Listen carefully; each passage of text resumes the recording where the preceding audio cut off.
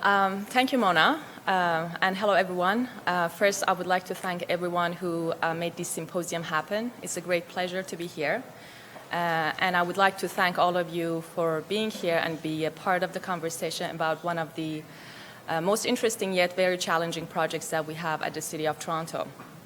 Before I start, actually, I would like to say that what you will see in front of you is the result of the hard work of many of my colleagues who could not attend and cannot be here today, including Sarah Phipps, Andrew Farncombe, and Sipo Mapango. And as a part-time team member, I'm here to represent the team, and I hope I can do a good job.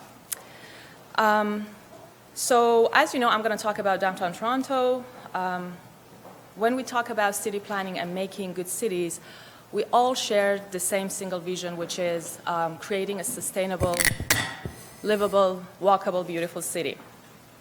So what is different from one project to the other? And in my opinion, what is different is the story behind each city and each area. The story that talks about the past, present, and the potential future. And cities are like never-ending books. Each generation come and they add a new chapter to it, pass it on to the next generation, and that's why it's very important for us to leave a good legacy behind. The story behind cities actually help us to find the right tools and strategies to achieve the one single universal vision we have for all cities around the world, and that is, again, having a sustainable, livable, walkable, beautiful city. So basically what you will see in front of you is the story of downtown Toronto, which we call TOcore. The black boundary basically shows the area that we're studying based on our official plan. What we're doing today at the city, and we're still in the middle of our process, is providing a secondary plan for this area. And the reason why is we want to make sure that the growth positively contributes to Toronto's downtown as a great place to live, work, learn, play, and invest. And to do that, since it's a very big project and in a very big area, we have to consider many different layers, including but not limited to our heritage fabric, for instance. Infrastructure in terms of road network, transit, movement. Parks and open spaces, the network is very important for us. The build form, again, different kinds of build forms, especially tall buildings that we can see many of them today in downtown, how we should position them, what would be the separation distance, how big the floor plate should be, and different forms of community services and facilities. So as you can see, it's an interdivisional project and it's very challenging. But why all of a sudden we decided to do this? Well, we always look at our policies, we upgrade our plans, but the change has been happening in downtown a lot, and the kind of change we're talking about is very dramatic. They say a picture is worth 1,000 words, and the transition between this slide and the next will do the same, basically. This is a view of downtown in 2005 from Toronto waterfront, and this one is 2014 and beyond, and by that I mean any building that has been recently built, any building that is under construction, and buildings that have been approved for rezoning. So you can see the dramatic change in the skyline of downtown Toronto, which will be like a domino effect. It will affect many different things, and as a result, there will be so many different changes. This slide basically shows the timeline of Toronto since 1950s until 2011.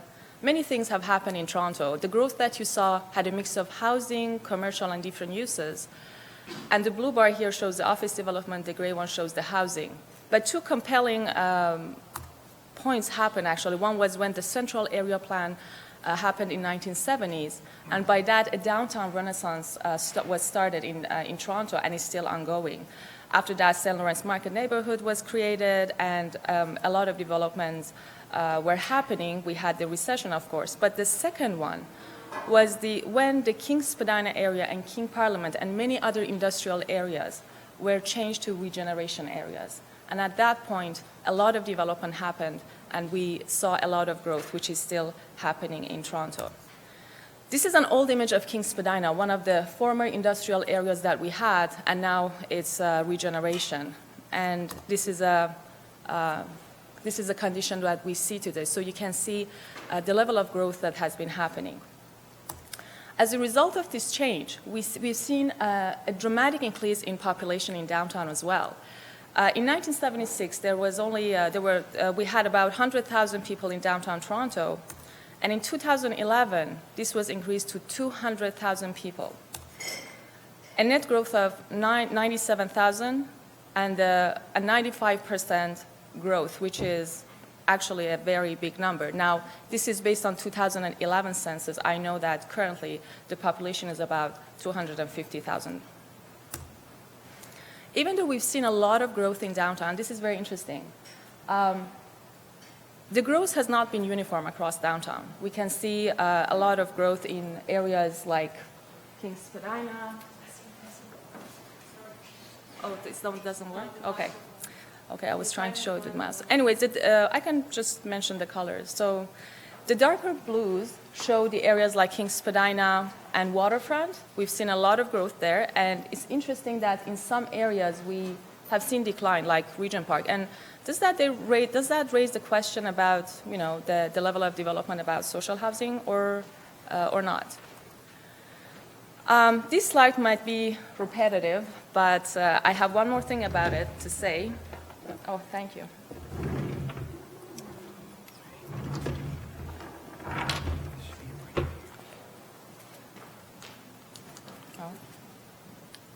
Let's see. Downtown Toronto is the heartbeat of the city. It only covers 3% of the city, while it connects us to the global economy by producing 51% of the GDP, which is the gross domestic product. As previously mentioned, 1 out of every 3 Torontonians work in downtown. It also produces 25% of the tax base, which is a great amount for such a tiny area compared to the rest of the city. Also, when people talk about Toronto, the first thing they talk about is the condo boom and condo development. The truth is we've had so many office development, especially in recent years, about 500,000 square meter of GFA. And this diagram basically represents some of the recently built or recently approved office building in the financial core, including the Bay Adelaide, which is the tallest one in this slide.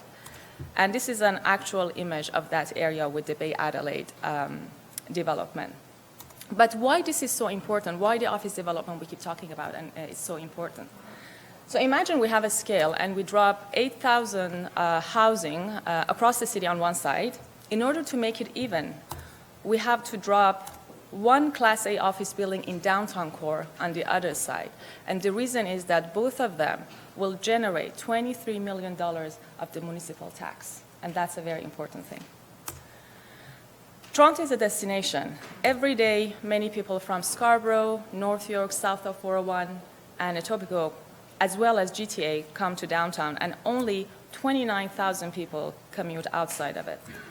This will bring the daylight population to 830,000 people, including residents, workers, students, day trips, overnight visitors, and of course we will have less population during nighttime. But it's a very interesting status.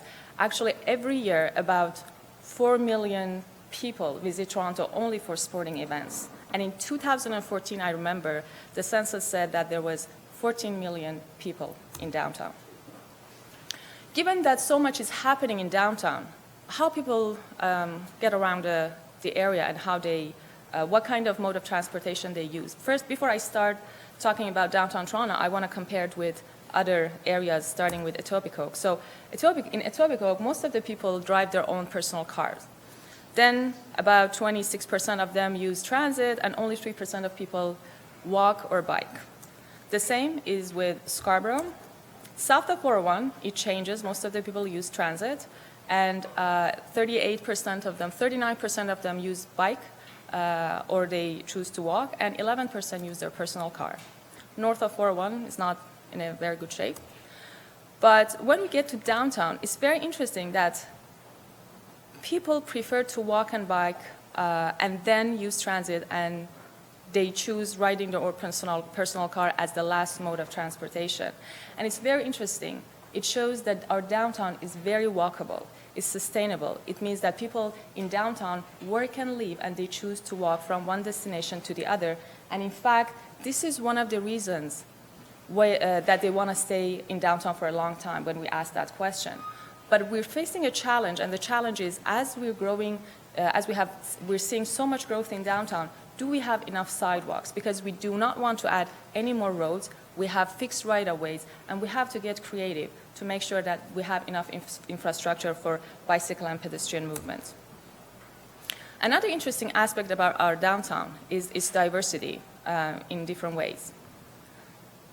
Downtown is a very intense social space that provides different kinds of activities, from arts and culture, tourism, we have broadcast and media, sporting events, universities, hospitals, and it's actually the most accessible employment area.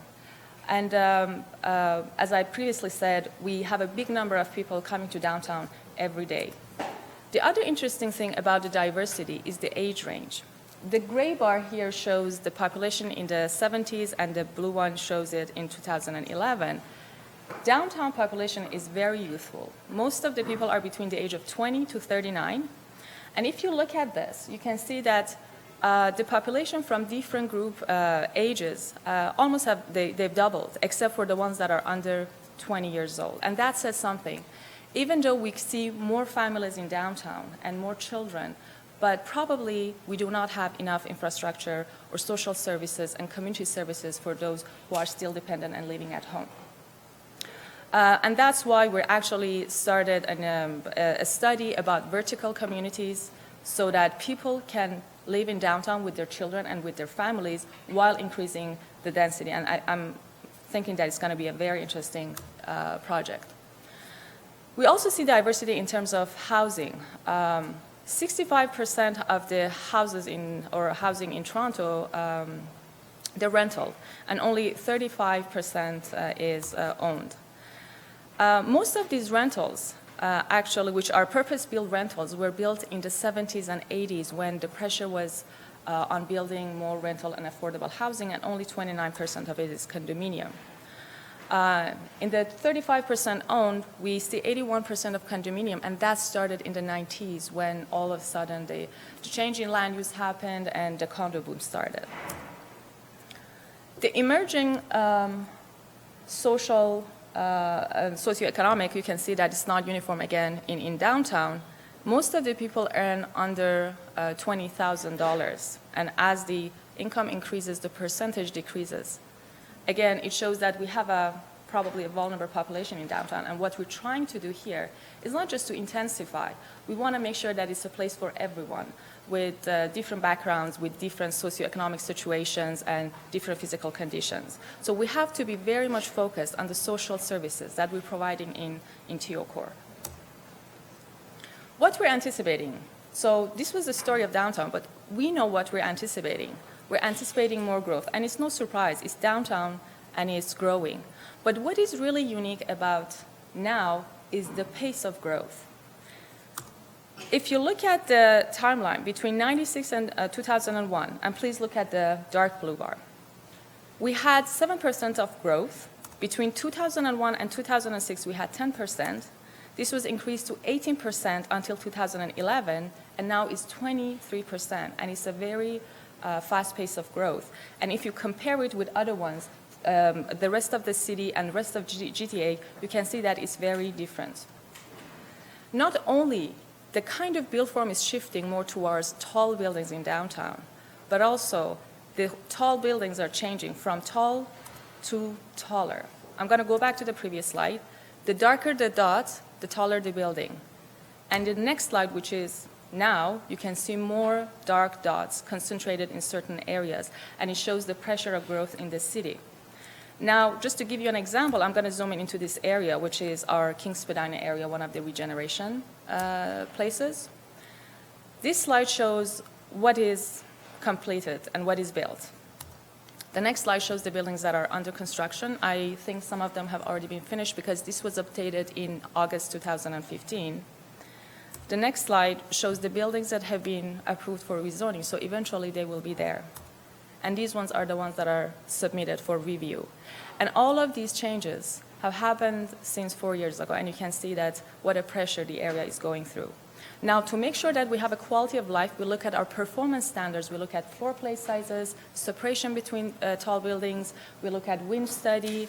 We look at shadow impact. So all of these things, even though we believe that growth should happen, but we have to make sure that the quality of life is not affected.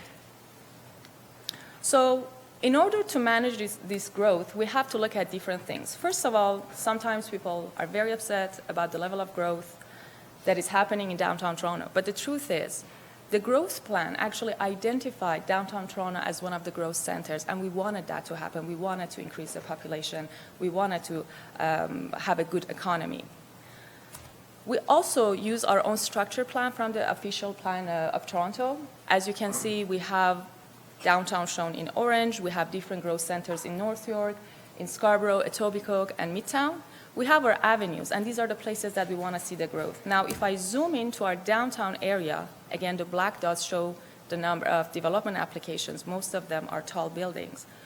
We see that we've been successful because most of these development applications have been happening in areas that we wanted them to happen, like mixed-use areas or regeneration areas. And areas that are designated as stable neighborhoods, residential neighborhoods, are pretty much stable, as we can see today. And we consider that a good success. But in order to achieve this success, what we should use our planning frameworks. The planning framework has many different layers. We have secondary plans, and I would be happy to talk about any of them. I'm just very concerned about the time. We have the central waterfront, site and area-specific policies that look at specific areas, if we have a heritage fabric, if you have specific conditions. Other studies that are ongoing, urban design guidelines, heritage conservation districts, and new heritage conservation districts that have not been finished yet. So this shows that most of these studies overlap and cover most of the mixed-use areas in downtown. Now, the TOcore study should fill the gap and make sure that all these studies are well integrated into the overall vision we have for TOcore. I'm going to talk a little bit about Parks and Public Realm because it's one of the major deliverables. It's one of the many layers that we're looking at in our TOcore study. It is very important, first of all, because it creates a good network, it provides movement, and also we should know that open spaces are the most democratic spaces in our urban environment because they can be used by anybody with any situation, background, physical condition. So it's one of the major deliverables that we're going to have for the TOcore. As the city gets more intensified, it means we have more residential fabric, more growing workforce, and more visitors. And that means that these parks and open spaces will be used more intensely. But how we can actually keep up with the pace of growth? In the past 10 years, city has done a great job in adding new parklands to the city and upgrade that kind of infrastructure. This is where we are at now. The Corktown Common, which is one of the biggest open spaces, happened recently. But actually, I should also mention that the gray circles are the ones that have been developed, and the black circles are the ones that have been planned but not yet developed. Even though we've achieved so much open space, which is 28% increase, and it's considered to be a great success, we couldn't keep up with the pace of growth when it came to population. We've had 45% increase in population, and that means that we're still deficient when it comes to parkland open spaces. So we have to really get innovative. We really have to have an in-depth study. In order to do that, we have to have a separate plan for our downtown, which has a vision, guiding principle, concept plan, considers big move, provides key strategies, policies for implementation, park provision assessment, and public life study. Public life study is very important. This is Jangel. I assume that you guys know him. He's a very famous Danish architect and planner. One of the core measurements of his work, which is mostly about public realm, is studying human behavior in public spaces, where they sit, where they stand, where they socialize the most, what's happening in open spaces. So we're using the same method for our parks and open space study. We communicate with people a lot. We want to know how they use certain spaces and what they need, and that will be one of the starting points of our parks and public realm study. We want to look at complete streets, make sure that we have streets that can accommodate pedestrians, cyclists, cars, and transit. we know that we are very constrained, so we have to prioritize and look each corridor individually. And sometimes we have to get innovative. We want to see what we can do with the fixed right-of-ways that we have and what is our priority.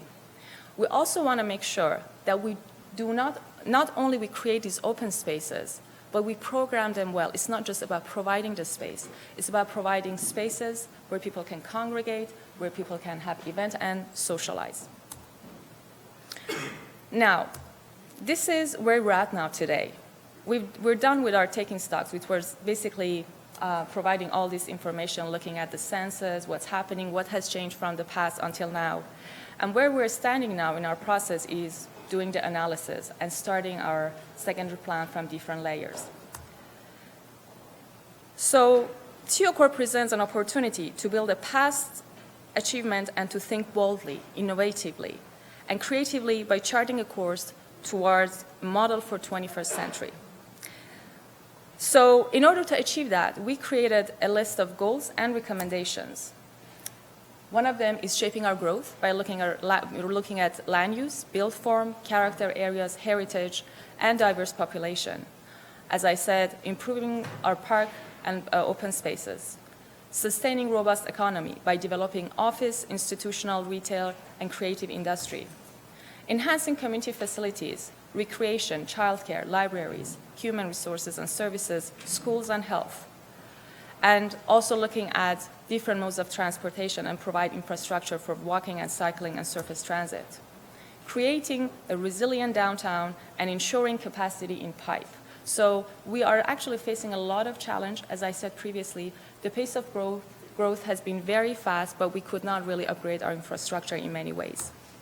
Now, in order to achieve that, we need the cooperation of 14 divisions and 8 supporting partners. And if you work at the city, you would know that it's a big group. It's very unique. It means that everybody really at the City of Toronto should get involved. At the same time, some other studies are happening. They have smaller scale. This one is more of a larger scale. So they're also within the downtown area. What we're trying to do is to communicate with these groups and consider and integrate other studies that are happening at the same time. Now we are at our phase 2, and one of the most important part of our phase 2 work is engagement. And we've had our public meetings, we have other tools to hear from people and let people have a voice. And here's a list of different tools that we use to engage people. So if you ever lived in Toronto, or like Toronto, or have good ideas, please share with us. Please go to our website, share your insight with us, and have a voice. It's very important for us to make sure what we're delivering is actually for public interest. And talking about the importance of engagement, I would like to finish my presentation with a quote from Jane Jacobs. Cities have the capability of providing something for everybody, only because and only when they are created by everybody. Thank you.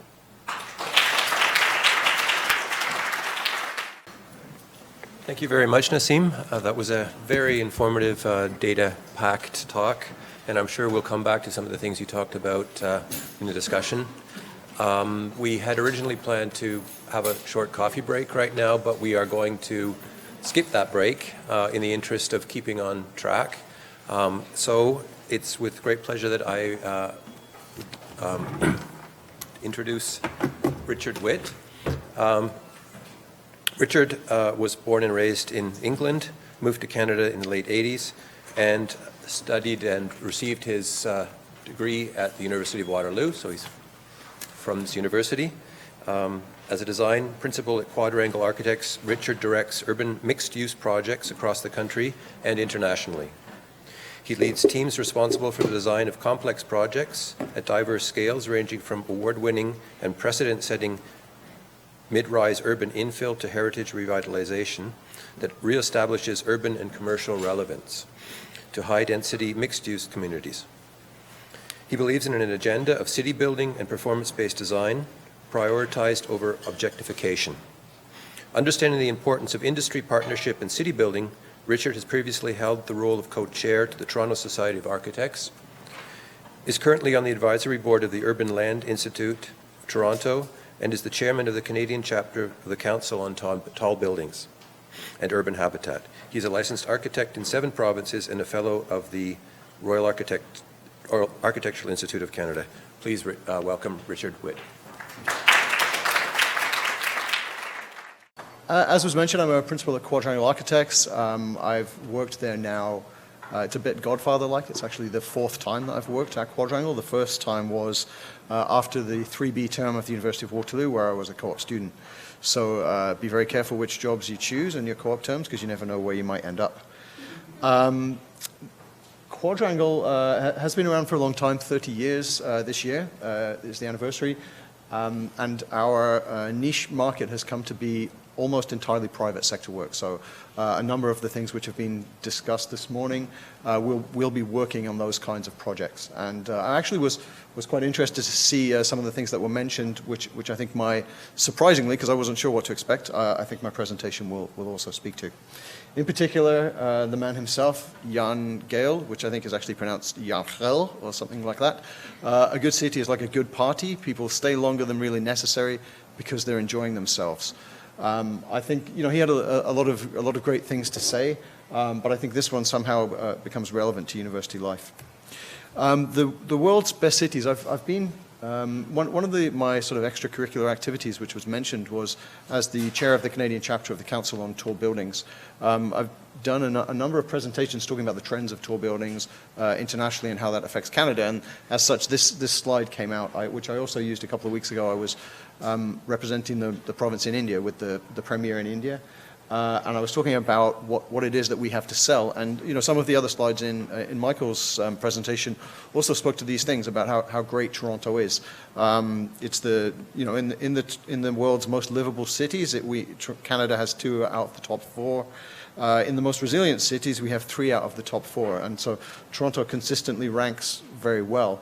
But what surprisingly is, for me anyway, is these comparative growth. So when we talk about the increase of population in a place like Canada, I would have imagined that it's well below China, well below India, and in terms of overall numbers it is, but the incremental and percentage growth is actually very close to India. So it's very unusual for us in Canada that we are growing at the same rate as the developing world. This slide I've massively appropriated from a colleague of Nasim's, James Prack, who's the head of urban design at the City of Toronto. I didn't, when I saw what she was doing, I thought, oh no, she's going to show the same slide, but it's so good that I think it's worth showing twice. So Toronto 2000, Toronto 2015. So that pretty quickly represents the kind of growth that we're at, and yet we managed to have such a great city. And some of the principles that we consider when we are developing projects in this context at a variety of scales are things like walkable streets. This is one of the first projects which was built out of the boom of the late 90s, which is the Fort York neighborhood. We did the master plan for that in the early 2000s, which has I think, surprised a lot of people by the amount of density that can be accommodated in a neighborhood format. This is when I was in Brazil last year in 2014 at the World Cup. I saw this park in Rio de Janeiro, which I really like very much because it sort of encapsulates a very multi-generational way of living in a city, which I've entitled Cradle to Coffin. It has parks where people of all ages are exercising, recreating, and existing side by side. Streets and natural surveillance are very important too. This is a project in Dubai. It's notionally entitled Dubai Hills, which is a bit of a joke because there aren't any hills in Dubai. But it exemplifies, I think, one of the things which is very important to good city building, which is natural surveillance. So safe streets which have continuous sidewalks on both sides, and active uses which face front streets. So rather than having policemen on every corner, we have natural surveillance of residents looking in on semi-private and public spaces. One thing which we particularly enjoy, I'll say that this week because last week, and you can see if I look like I've got leprosy, I'm actually peeling because I was in the Caribbean last week, where they do not have 4 seasons. And so coming back to a snowstorm, I was reminded of the great opportunities that we have in Toronto. This, I think, is a fantastic example. It's on Church Street of a place where in the summer you can see that parking spaces have been converted into cafes. When people are more apt to be walking and cycling, you need less parking spaces. So in the winter, where you can't use the outside, perhaps that changes. But that notion can lend itself to any number of ways in building. Other things that we talk about in terms of dense neighborhoods or city building are block size, creating human scale blocks. Humans walk at about 80 meters per minute. Much more than 2 minutes of uninterrupted street wall becomes oppressive. And the scale of those street walls, which has become a very Toronto phenomenon, I think is appropriate in a similar scale at a height in relation to the width of the street. Density is an interesting topic. As I mentioned, we do most of our work is private sector work, which means that our clients have an objective for density, which equals their pro forma. And how we deploy the density is very important because it can be deployed in a number of ways, all of which have different effects. So this is a project in the emerging urburb of Vaughan, which, if you don't know, is a city just to the north of Toronto. It has the Spadina subway line has just been extended to it and was supposed to meet a Walmart, but they decided to do a 400-acre master plan for high-density living in Vaughan instead. And as part of that, a master plan for 14 acres that we've done, which backs onto a ravine, is this project. And I'll maybe show it again in a minute, but I took a lot of flack for the sort of dotted towers that you see up to the top. And there's a reason that they're dotted, and that's because what's most important is the resolution of the ground plane and the lower levels. So whether the tower is 40 stories, 30 stories, doesn't make an enormous difference as long as you get the ground plane and the first few stories correct. I titled this, and I'm going to kind of apologize for I think my title of multiple layers is not a very strong title for this presentation. When I left Quadrangle for the first time and I went, as hopefully all of you will next year, to Rome, people said to me, take half as much stuff and twice as much money, and I didn't do that. I took twice as much stuff as I needed, maybe 5 times as much stuff. But now that I'm in a different phase of my life where I have children, the phase is half as much money, twice as much time. So I was spending time on the beach with my children in the Caribbean, which has given me this memories of leprosy aesthetic. But I think that somehow I hope that it will all come together. And this is where it started, which builds a little bit on that idea of traveling as a means to education. After I finished university, I left the country and I went to seek my fortune, and I lived in Prague for a while. So when I was living in Prague, which is at a fantastic time in its evolution after the end of the Soviet era, there was a lot of work happening in Prague and the Eastern Europe in general. Now I think when you finish, you should go to China, and that's because all of 2/3 of the world's super tall buildings last year were in China alone. So that's over out of 140. I don't know what 2/3 of that is, but it's quite a lot. Canada has no super tall buildings, by the way. The tallest is under 300 meters.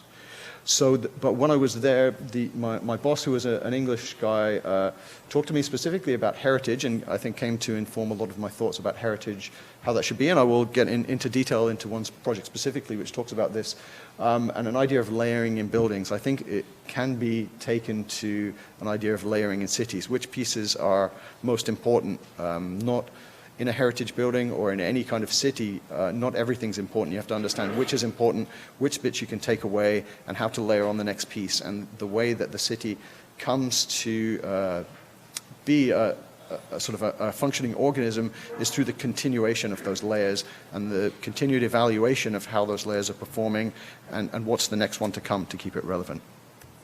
So I'll show a couple of examples very quickly of our work which take on many of those principles at a number of scales. The first one, you saw the avenues in the city of Toronto, mid-rise buildings. There's a lot of mid-rise. We're doing a lot of mid-rise buildings. We were part of the team that put the original mid-rise guidelines together, which are currently being evaluated. This is an 8-story project Dundas and Ossington called Abacus. It has a very bold and evocative form. And yet what most people don't realize and also don't believe me about is that the entire point of this form is to negotiate the aspirations for improved public realm and maintenance of street wall. So the upper wing that sticks out the most, oh, maybe I'll try this out. This one here, this is actually aligned with the street wall, but because of the shape of the site, we were able to pull that back at the base and create more public realm, which hopefully when they lease it will turn into some kind of cafe or really, it really is, Rick, it's really there. The next one I'll show is maybe some of you have heard about the changes in the building code to permit 6-story wood. We have made the first building permit application for a 6-story wood building, which is also a Main Street building.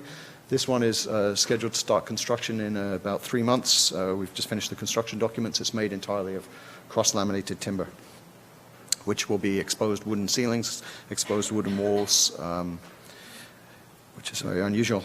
We also, at a completely different scale, are doing projects such as this, 385 Yonge Street, which is on the corner of Yonge and Gerrard.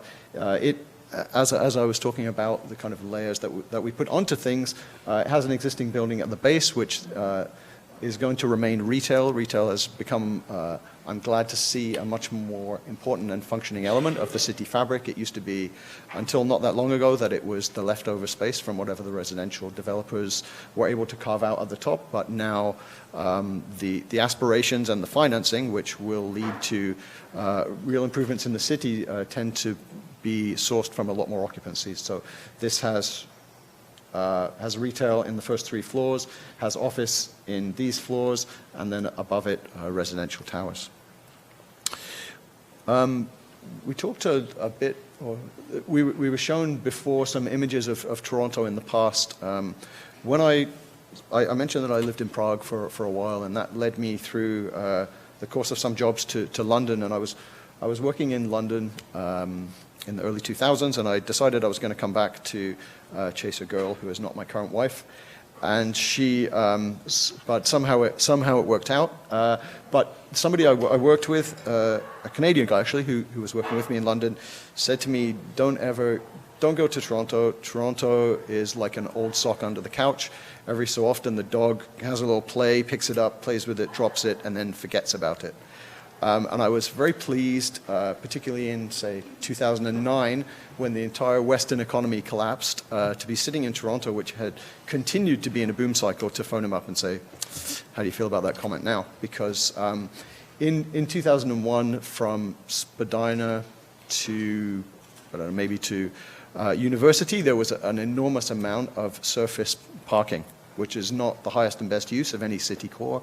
And we have now filled up pretty much all of that. And now anybody who has a site like this, which happens to be in Richmond Hill, but is a key development area on 46 acres, which demands under the city's minimum building requirements to be about 6 million square feet, currently has only 600,000 square feet. So a lot of our work at the moment is thinking about how to reposition these kind of outdated modes of building and how we can best reinvent them. For my favorite part of this project, I love these anecdotes, is this bit here was a Target.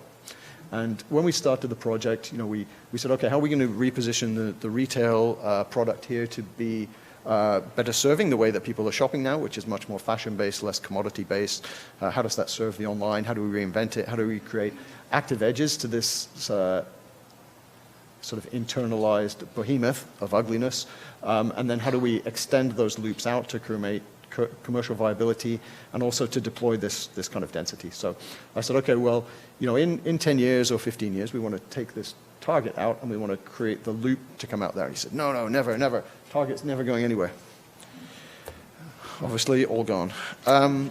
So here I've got another. I liked the Jan Gel so much that I used this quote. And I thought I had it in the earlier slide, but make it nice where you are and put the density on top. So that's exactly what we did. So by focusing on the resolution of what's here, which is the ground plane, the streets, the connection here and different uses. So this has a series of public spaces throughout rather than an enormous park, which is what the master plan showed. We created a series of public and semi-public spaces scattered throughout that create an ability to move through the site to the ravine in a more reasonable way, and then animated the edges with a mixture of high-density residential, of retail uses, some kind of public spaces. There's a school in one of the buildings. There's a proposal, which I don't think is the right place for, but for an art gallery or some other kind of uses. And then above it, we provided some density to service all of those. Another one of our projects, if any of you have been to Markham, is this one, which, if I use the marketing stuff, is North America's largest LEED registered community, 250 acres of mixed-use new town in just, well, very close to Markham City Centre, if you know Markham. What's unusual about the way that we work is that there's a lot of people that do master plans. There's a lot of buildings done by architects. We do the master plans and then also continue to do all of the buildings. So we're currently building a hotel, high-density residential, an office space, a public square with a carousel right in the center of this building. And then, because we now also have an office in China, we're exporting what I think, if you look back to the best things about Canada and the aspirations that we have, are these kind of notions, which we're also trying to purvey in China and in other parts of the world, but China. I'm going to just go in depth into a couple of projects. One is called the Fashion Factory. It's in a city called Nanchang in Jiangxi province in China. I had personally never heard of Nanchang before this project was presented to us. It's about halfway between Shanghai and Hong Kong. Hong Kong's here and Shanghai up here. It's halfway-ish. It's actually a city of 5 million people. There are 250 cities bigger than 1 million people in China. So there's quite a lot of cities I haven't heard of that are quite big. It has a history. This is the existing site.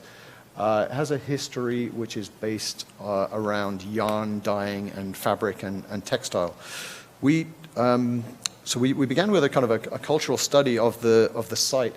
And found, strangely, our office, we just moved. We were at Spadina and Wellington, and we moved a bit further west. But in Spadina and Wellington was the historical Toronto garment district. All of the properties a lot of the properties which are now owned by a company called Allied, which is a very big office owner in the downtown core, used to be garment and textile manufacturing and were now sold. And we found that there was a sort of a correlation between that from industrialization, industrialized, deindustrialization, and then what's happened subsequent to that. So how those have developed is how we envisioned that this site in particular might change.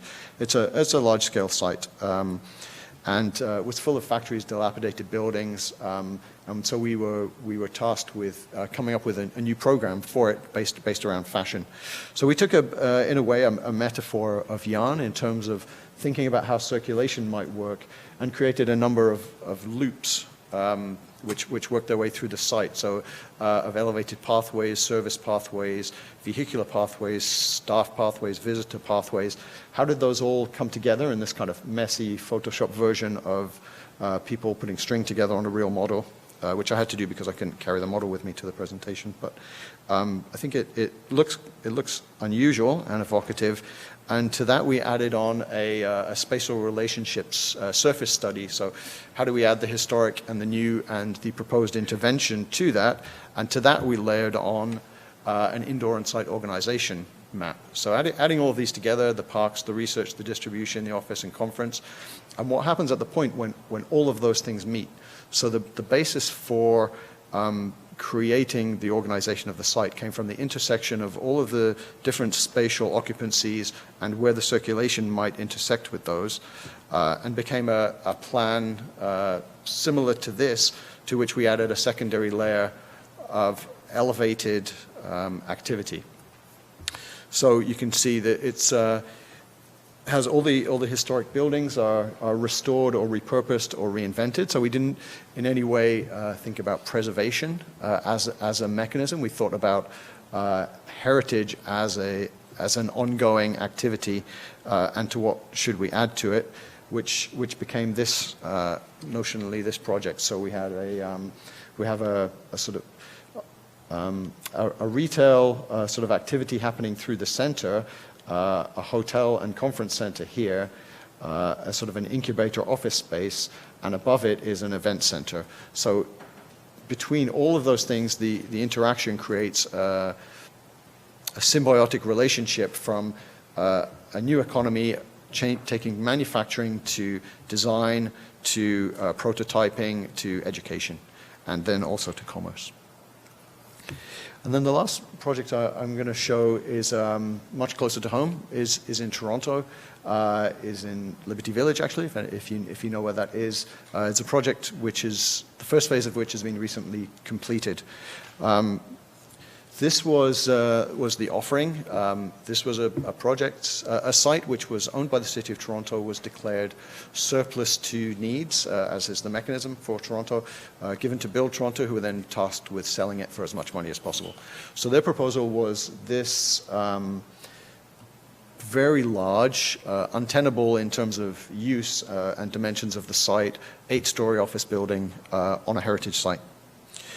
We chose a different strategy, which was to activate and connect the edges of the existing building to create and express a contrast and distinction between the old and new, and to expose the building's latent character. So I should have shown this first, actually. This is the location. So here's King Street, here's Dufferin, and it's right here. The first piece of the building which existed on the site, oh, sorry, I should go back to this. There's an existing building which is L-shaped here, and then just north of it is a surface parking. And those two are one site together, which is 60 to 80, but all designated heritage. The existing building is this shape. Sorry, this is without this. It was like this. Inside, it looked like this. This is the found condition. It was being used as sort of artscape studios, but people were sort of living in there. They were kind of painting in there. It was very underutilized and had really fallen into disrepair. One thing, we do a lot of adaptive reuse work, a lot of taking old buildings and turning them into new things. People love them when they're finished, but when they are not finished, they find it very difficult to imagine what will happen. So one thing we did as soon as the construction started was take these pictures, and I'm really showing these pictures just because I think they're really beautiful photography of once we'd taken this space and removed all of that, it came to look like this, which in the eventual first tenant, the one believer on the top floor, took the building, and so this is how the offices look in the end after it's been stripped out. A number of things that we did in this to try and unlock the value and to reposition the building in its place right in the center of Liberty Village. I called this one Digging for Treasure. This is the building itself in the sort of elbow looked like this. There was a sort of a weird shed. There was a lot of asphalt. What we did was actually excavate down about 4 feet, and that's partly driven by the fact that we wanted more semi-public space, more amenity, and also to be frank, is a value proposition. So with this client, our job for our first 3 projects was to eliminate their basements. So as you can imagine, a basement has limited value, but a level 1, that has much more value. So we excavated down here and created this sunken courtyard. So to the north side of the building, this is now, it's only about 4 feet down because the building height is quite high up, the ground floor, but that now is occupied by a brewery. So our client, who's pretty young, he's only in his mid-30s, he wanted to see a beer garden, so I felt I should oblige. We added to the building a new core. So the previous entrance to the building was here. You had to go up through a number of steps. There was a stair here. The floor plates themselves were not particularly usable, and the access to the building was a real problem. So we took the core outside, added circulation and service to that spine, which also allowed us to create an accessible path. So accessibility is a niche specialty of ours, and so we're always at the cutting edge of the best practices of. And to be frank, Ontario is at the sort of cutting edge of world practice in universal design. So we insist on it, and you need it anyway. The building itself as well was built. This was built in one phase, and then this piece was built in another phase. and the piece coming through the middle was a carriageway. So to try and recreate the memory of those two buildings, and this and this were at different levels, which was at a different level than the floor, so we needed a new spine, which in the inside looks a bit like this. So we have a polished concrete floor. We have, you can see this sort of Corten steel on the inside, which is part of perpendicular fins which come from the outside. This is what the new core looks like from the outside. So although we created a corridor here, the corridor is glass. So even there's glass all the way through here and glass all the way through here, so that what used to be the outside wall still feels like the outside wall, even though it's inside. We also created a series of active edges. So the building, when we first found it, really just had a front door and then some service entrances around. So even though it's right in the center of the area, it didn't engage with the street at all. The front entrance looked like this. Now it looks like this. So we've retained the heritage entrance, which is now used by the ground floor tenant, but we have a new entrance. You can see the entrance to the courtyard there, and what we were really surprised to see was you can see here the building was really disgustingly filthy, and we didn't realize what color it was going to be until we cleaned it off. So we cleaned this all off on Liberty Street. The building looked like this when it engaged the street. Now it has a super graphic, which is a sort of an evocation of the tradition of face painting of buildings, but in a new way. What you don't see here is actually, sorry, I don't have a picture of it, but we actually have a massive glass entrance piece, which is in the former location of the carriageway, and separates the building, but also creates an active edge right on Liberty Street. And then on Jefferson Avenue, you can see here so there's the entrance here, there's the entrance here.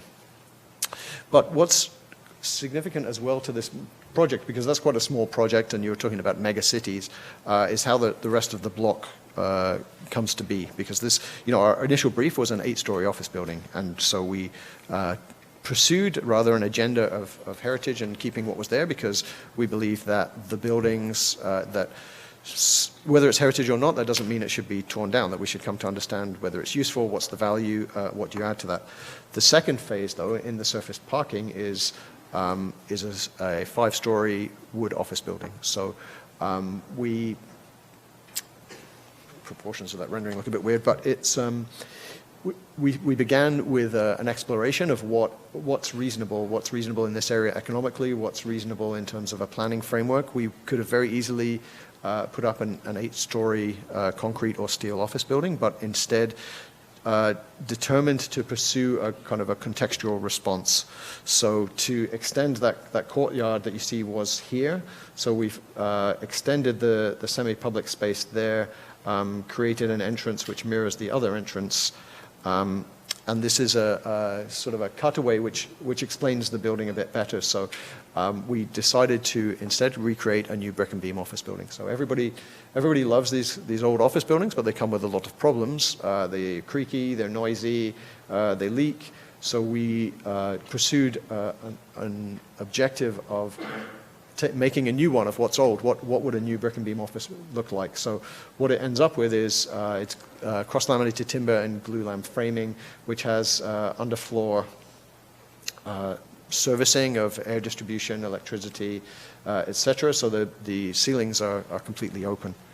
And what we came to think about the project is that it's the right qualities prioritized over the wrong quantities, which is what was the original aspiration. In conclusion, I hope somehow that hangs together a little bit. I just want to say that our objective is to be city builders. I've shown Jan Hel a couple of times. I would say we are involved in city building. He is committed to city building. If you'd like an illustration of the difference between involved and committed, you could think about breakfast. The chicken is involved, but the pig is committed. When it comes to making a great city, the most important thing is the design at an urban level. It's not about it's much more important than objects. If you have good architects, then you get great buildings. If you have bold architects, then you get memorable buildings. But that in itself doesn't make a good city, and I think you need all three of those things to come together. Thank you.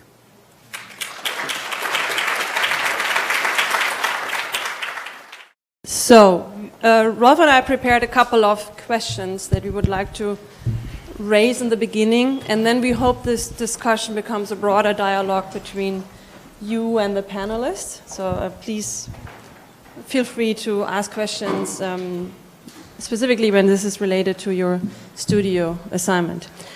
So when we just listen a little bit to the presentation, I could think everything is really great in the city. We are very safe, no crime, an incredible growth, and the more the better, because it obviously means there's a lot of great money coming in. And to some degree, I find this a little bit, and I maybe want to apologize right from the beginning. I want to be the critical voice at the table, because I think when I moved to Toronto, and I'm living here for 3 years, I've never been in a city where I literally got scared because of the growth that is occurring. And I'm living in this wonderful neighborhood that you mentioned in Kings Spadina, where in the next 5 years, so and so many towers are going to be erected. There's not one investment into green space, for example. So I want to look a little bit at these developments from the question of density and how much density might be too much, and what is a city and what can designers do in order to negotiate the forces that are shaping the city. There's obviously an incredible boom. Has something to do with the foreign investment that is coming from abroad, and that might be less critical when it comes to quality, right? So if I don't live in this unit later on and I solely see this as an investment, I might just wire the money, right? So I think there is an echo that might come back much slower when we will later on see that maybe there's a kind of demographic shift that we don't want to see in downtown, that it's maybe primarily concentrated on the transitional demographic rather than people who are actually owning the units, etc. So the question that we framed as a first one is, what is the distinction between fast growth and slow growth? Both are growth, right? And since Toronto is obviously in the situation of an incredible fast-growing period, what can we, as either the planning department or as architects, do in order to negotiate these forces? That market is not just driving the development, but that we are, as Richard mentioned, investing into quality. I mean, the last project that you showed in Liberty Village was amazing, was incredible. This is what we imagine as a creative city. We are not taking down all fabric and build a high-rise building, or we are not maybe keeping the old fabric and put an incredible tower on top of it, but we are actually understanding that there is a kind of height development that creates later on a really valuable space in relationship to the city, that actually creates a density where the public realm can still absorb the density that is basically dumped into these downtown neighborhoods. So this was an incredible project, and you stressed this in your summary at the end. It's about quality and not quantity. So just to raise this once more, what can we do as planners, designers, the city, to negotiate these forces? Shall I use this one? Yeah, they're working. Hello. Is this working? Okay. All right. Could I'll just start by saying thank you very much for the compliment. Appreciate it. I'm also very happy with the project and excited for the next phase.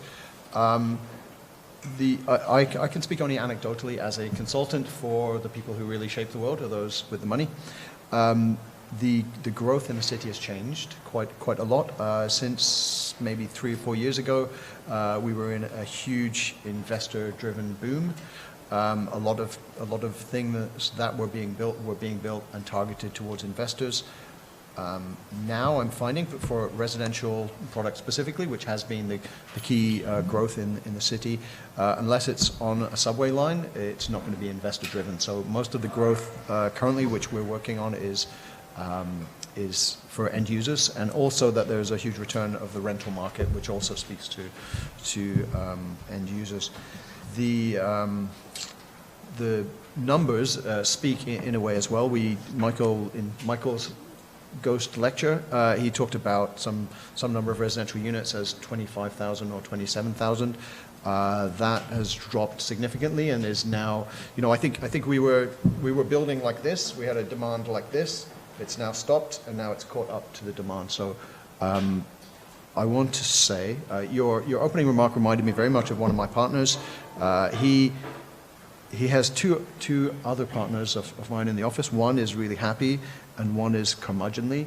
And depending on how he feels his project's going, like if he thinks it's really great, the project's going really well, he goes to the curmudgeon and gets somebody to like come and say, no, that sucks. But if he's not happy about it, he goes to the other guy to get positive reinforcement. So I'm glad that you have the role. Does that mean that you're going to be the good guy? So I guess in conclusion, I think that our current growth, and I would look more to Nasim, I think that it's not about investor growth. There's not a lot of foreign investment, a lot less foreign investment that you might think in terms of the projects. It's mostly local. Oh. I think one of the most important things to consider is to have the due diligence. So what we need to do constantly at the city is upgrade the numbers and have these projections about what will be the population in the future. So, and in my opinion, I think it's always good to overestimate these things so that we can upgrade our infrastructure, parks and open spaces, transit, ahead of time. So one of the challenges now that we're facing in downtown core, and especially in King and Spadina that you mentioned, because I also live very close to that area, is that the growth happened so quickly that we could not, for instance, provide enough parkland. And once an application is in at the city, it either gets approved or refused, or it goes to the OMB. So at some point, things may get realized so quickly that we lose the opportunity to enhance our infrastructure. Now, TOcore, when it happened, we realized that now it's time for us to actually take action, and that's why we started looking at all these numbers and projections. So we're hoping what we're doing can actually make up for the loss or the lack of infrastructure that we currently have. I would like to give an example about King and Spadina, because when we realized that, for instance, besides transit and streetcar, all those things, we do not have enough parks and open spaces, we took over this study, public realm strategy. So we went to the area, we studied every single property, identified the growth potential sites or soft sites, and we created this structure map. And we had to get creative. Like this is a very dense urban area, and we may not be able to get a big parkland, for instance, but what would be our other options in a dense urban area? It could be a privately owned, publicly open, accessible open space. It could be elevated park. It could be wider sidewalk. It could be pocket parks. Other forms of things, mid-block connections, for instance, having active uses at grade, somewhere that people actually can use as a safe public realm. So also in terms of investment and affordability, I think it's a question for us. We think that we need to create a better balance between affordable units and the condo boom. So it's something that we're also very much focusing on in the city.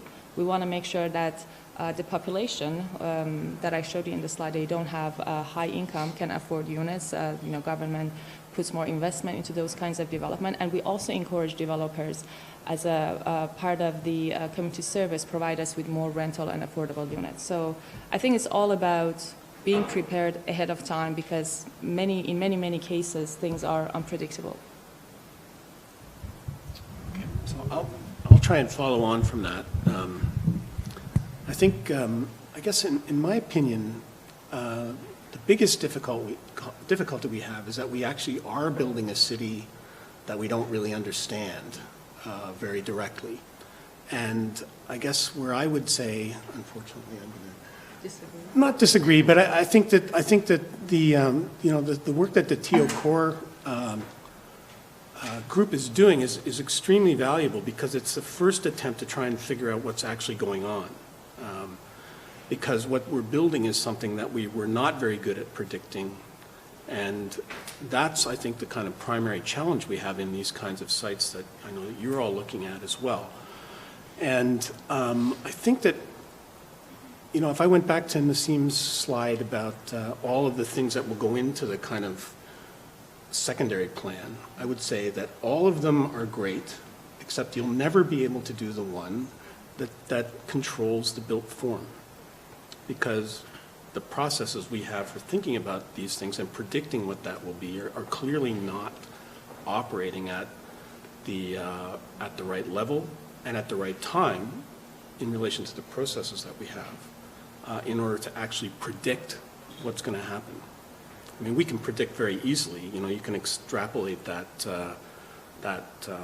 sequential development model for King Spadina. Eventually, we're just going to run out of sites, and it'll be done. But it's going to, there's nothing, I don't believe there's anything that we can do in terms of, at the level of the official plan or a secondary plan, and certainly not at the level of zoning, that we can do to change that pattern that's going on. There have been some attempts to do that, but I think that we've got a dynamic and relatively organic situation there that is really not very clearly susceptible to any of the kinds of things. And this is sort of what I'm going to talk about in my talk. But I think that the challenge is, how do we get all those things that we want to happen in conjunction with a sort of very rapidly evolving, very difficult to control actual development process. And I think that that's, if I was going to give the city advice, and I am actually giving the city advice because I'm on one of these committees, I would say that let's find a way to really focus on all of those other things and make sure we get all of that right. And like Richard said, let's get the, or paraphrasing young Gail, let's get the place that we're in right and worry about putting the density on top as a sort of corollary activity. So I think that's our, realistically speaking, that's our biggest challenge in these things, because we're not going to be able to plan our way out of the economic analysis that drives most of these developments. I agree, and I think that leads to our next question. Oh, sorry, but yeah. Sorry, can I just, I think that's the first part of the problem, and the second part of the problem is putting money behind that vision. And No, absolutely.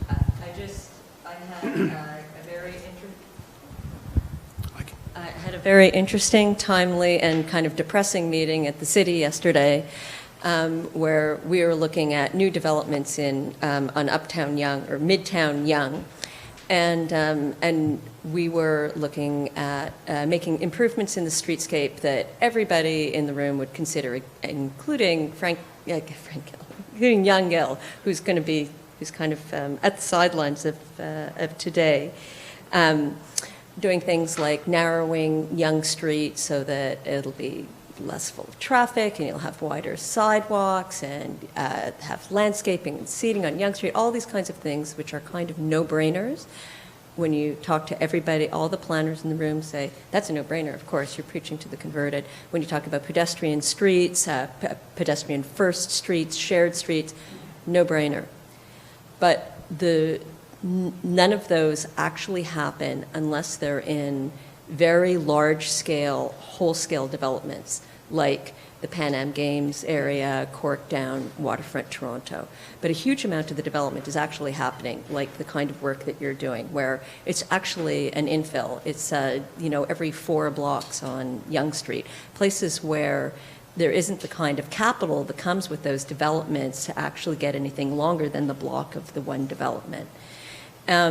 So the reason this meeting was really depressing is because after presenting our vision for the public realm, which everybody agreed with, the conclusion was that what we should actually propose are parklets, which actually every one of the first 3 speakers showed these beautiful little sitting areas on the street that are temporary, summer only, because that's the only thing that we can actually accomplish with the budget. We can do something temporary for 2 months. It's made out of kind of wood, ticky-tacky, but it's not actually a real streetscape. So I look at your work and I think it's absolutely incredible, and you're now moving into the next step of vision, and I don't see, and none of the planners that I was with yesterday saw how we could take all of that vision and consolidate it into a reality.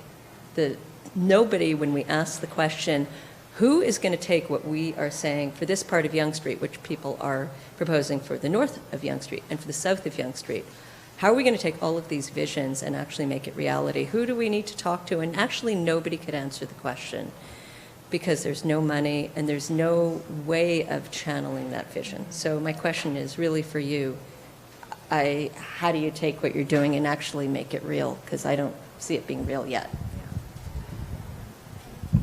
So I totally agree with you. I agree with you in terms that budget has always been an issue with the city.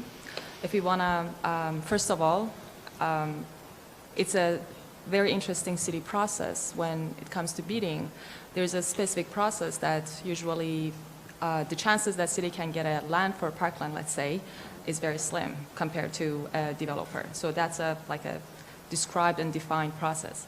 Secondly, the budget, and this is an argument we have, maybe I do not have a solid answer for it, but when it comes to budget, we're also the money that we get, it's either from the Section 37, and for those of you who don't know, it's usually a developer provides some money to return to the community in something like community services or a park, and if they cannot provide that on-site or within the area, the money will go to the city and they will invest it somewhere in the same ward. And things are so expensive and we always lack so much money that, as you said, the only way to have the budget is maybe providing, is having more development or having higher densities. The other way to look at it is actually it's like a kind of broken cycle. And the other thing is the capital improvements, the money that city actually invests into, for instance, improving a streetscape. Again, not enough money for everywhere, so we have to prioritize which street goes first, where we should, enhance first. But the other thing, I think it's a very important thing to consider, is having the BIAs. I mean, and the business improvement areas, I mean, they differ they're different. Some of them, are more resourceful. They, take the responsibility and they put the money into enhancing an open space or a streetscape, and some of them are not. So I think it requires a very good collaboration between public sector and business improvement areas. And if we have a philanthropist that comes forward and puts money, then better. And I think that's a culture that we have to build more in Toronto. For instance, the Undergardener animation is going to happen, parts of it, phase 1, it's because of the donation that was given to the city. So I think, unfortunately, there's not a final answer to what you're saying, but these are the challenges that we face, and we always have to prioritize and see how much we can get. And it's sad to say that sometimes we think it's better to get what we can get at this point if we cannot make it perfect. But it's a challenge that even city faces every day. I mean, before Rolf continues with his question, I just want to sneak in a little comment to my earlier question. I mean, obviously, I absolutely appreciate TOcore's work. I think it's extremely important because nobody so far looked at downtown as, let's say, a master plan question. Because what happened was all of these great parking lots were filled up with density, but when we normally plan a master plan area, then we can identify, okay, we have so and so many new people, we need so and so many new cafes, park areas, parking, all of the social and public infrastructure. If you plan an area as a large ground, then you usually think about these components. But what happened somehow in downtown is one block after the other filled up, and nobody really did the math, what this means in relationship to, let's say, and I come back to the green space question because this is a true issue in downtown. So the situation is as it is, and I think maybe we all need to be a little bit more aggressive when it comes to the, let's say, the values that we want to see in the future, because Toronto is at the moment in its golden age. When we compare, when we have a look at this growth, and I think in 20, 40 years, we all want to look back and say, well, we really built a great city doing this incredible economical growth, and we want to do all what we can do to design quality. So the question, and then I'm handing it over to Rolf, was a little bit, we need maybe to be a little bit more creative. Like, so the temporary green spaces, I have to come back to this idea because Berlin did this on a really big front. If we can't buy parking lots because we can't buy on market rate, or the city can't do this, then maybe we need to rent them for a temporary basis. And while doing this, we are creating such an incredible force from the population that they will fight at some point that this becomes a park and not a new condo development. I think there are a lot of great ways how, or the green roof is not just a cosmetic green roof to reduce heat islands, but it becomes really occupiable ground, and it's a bylaw that the city established. I mean, the green roof zoning is unique in North America, so it's amazing that the city established this bylaw. But can this be maybe also framed in a way that it can solve multiple problems, not just a heat island effect? Can I add something to that? Sorry. It's a very interesting thing. Sorry to take your time. Sure. For TOcore, first of all, we have to look at the bigger vision. We have to look at the X-large scale, and then large and medium and small. So the most important thing is to have these big moves and big visions to make sure that we can expand our public realm, and then start zooming in into the area, smaller areas, and look at more details. But I think given the limitations we have, like yes, we don't have enough lands available. We know that the price of lands are very high.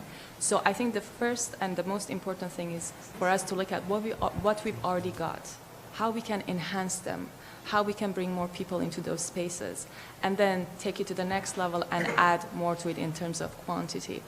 And I agree, we have to get creative. We have to look at other possibilities.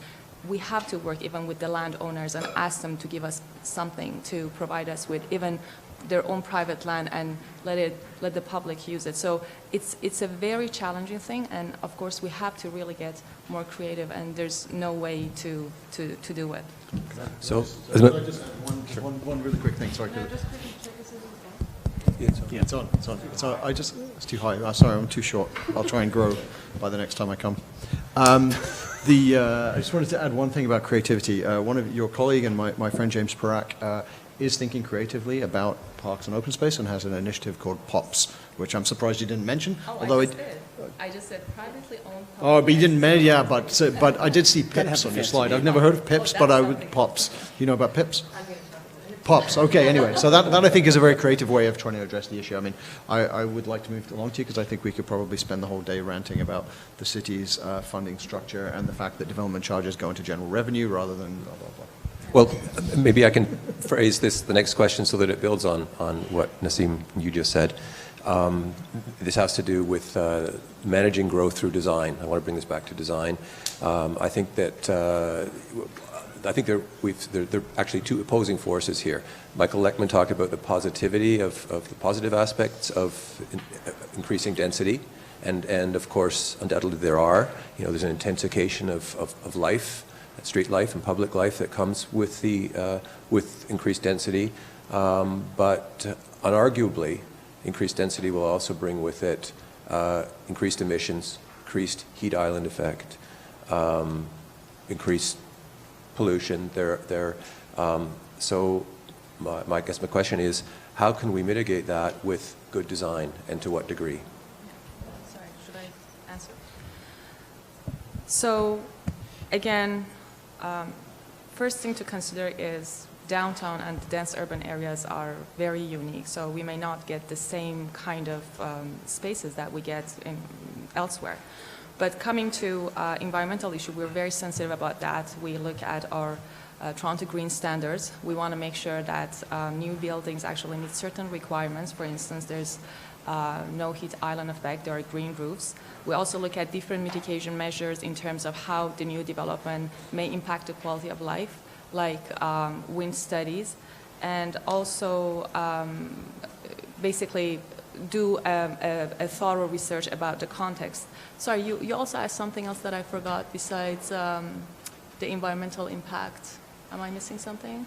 Well, generally, how good design can. I mean, I see this sort of increasing pressure on the city, and I think that if the buildings are better designed, if they're more energy efficient, and well thought out, then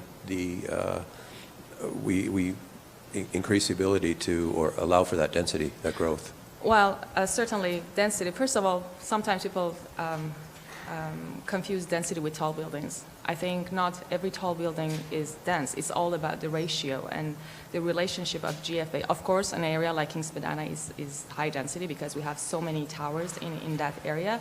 But if you look at different downtowns, you can see that they also get innovative when it comes to parks and open spaces. We have maybe a different form of urban plazas. When it comes to environment, we look at our green standards. We want to make sure that, for instance, the open spaces are not overshadowed, or we have green buildings that the new development actually uses certain ways to provide energy for the building users.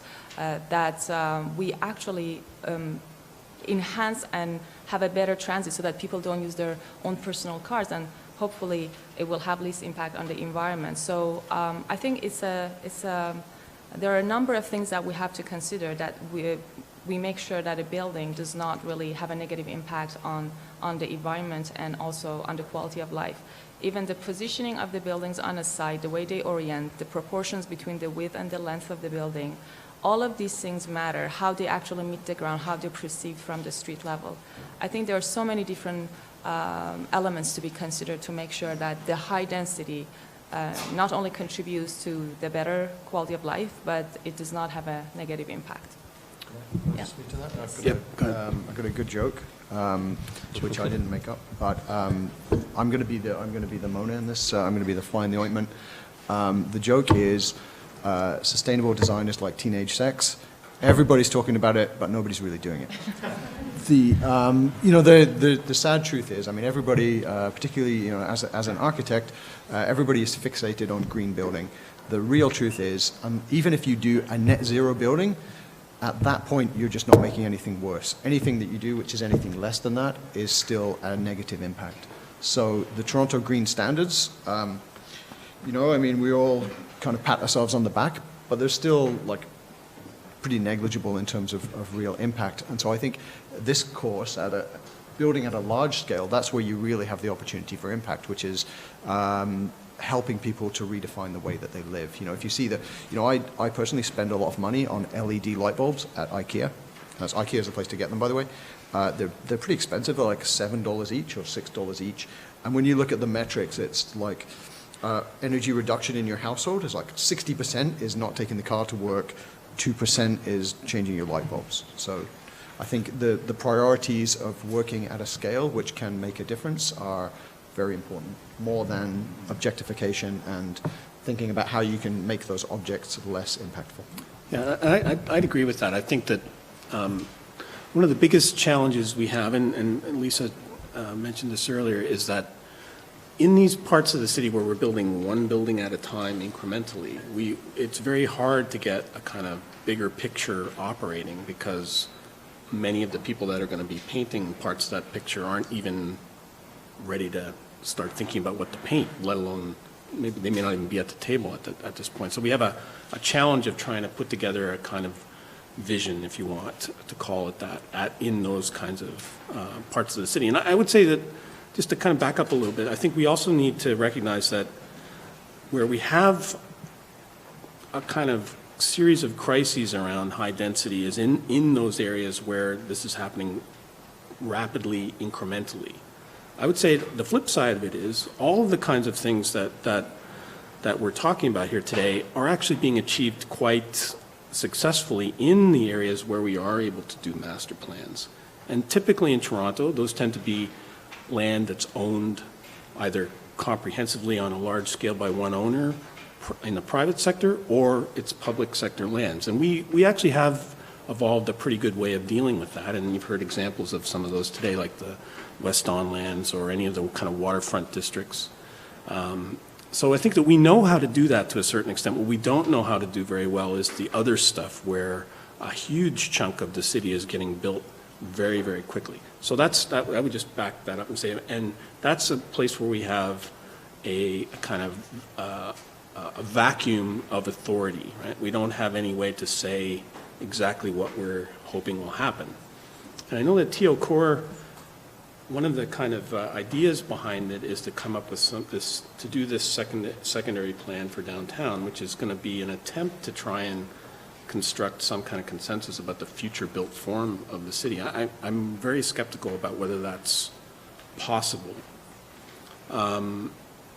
and whether or not we should really be trying to do that, given all the other things that we've already identified that we really need to do, like try to find a way for the developer building to actually really contribute sufficiently back to the city in return for the kind of additional density that's being created, right? I mean, we have these various things that, little pieces of money that get extracted from the development process, but clearly they're not adding up to enough to actually support the kinds of things that we're all talking about as the kind of quality at the ground level, at least, of the urban environment that we're trying to create. So I think that for me, and again, maybe I should have done my talk this morning instead of this afternoon, but I mean, for me, that's the kind of biggest challenge we have, is that the really hard stuff is trying to figure out how to make these big piece by piece things happen. And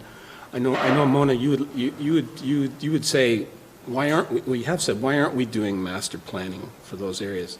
We can't. We don't have the authority to do it. And in fact, if you look at King Spadina as a good example, it's a place where there was a master plan. A secondary plan was created, and it was created specifically to eliminate almost all of the kind of typical constraints that you would see in a planning project. No density. There were height limits, but no land use controls, nothing, right? So it was a kind of, in a way, a master plan that deregulated the place up to a certain point. And it created a built form projection that was clearly too conservative. Maybe it was, well, I worked on that, so I can say at the time I thought it was too conservative, but it was what we thought was appropriate at the time at the end, mid-90s. But very clearly and very quickly, the heights in the King Spadina area in particular were eclipsed almost immediately by projects promoted by the city itself. So we have a kind of a... Make comment on that. Yeah. Actually. Okay, well, good. Yeah, no, I know. No, it's good, but I think I think that we have this kind of thing where we have these visions, but in a way they're either, like most things, that, the hardest thing to predict is the future, right? So, sorry. No, go ahead. First of all, for the TOcore, the build forum, the public realm, everything is going to happen at the same time, especially the study on the public realm and build forum. They have to move forward together. Like, they're well connected to one another. We cannot say this is our build forum policy and this is our public realm, because the building meets the ground, and ground is our public realm. So we have to make sure what is the scale, how the shadow impact is studied, what is the wind impact, and all those things. In order to have a good build forum for the future, we're trying to provide policies, and policies are our regulatory framework, so we can use them as a tool to make sure that we have the right development. In terms of King Spadina, the secondary plan was conceived in the 90s, and back then it was an industrial area. It was dead, like almost, I think the population was less than 1,000 people, like Probably. very, Legally, very anyway. small population. So the whole idea behind making it regeneration and providing the secondary plan with no density cap was to encourage people to actually come and live there, and developers to develop new buildings.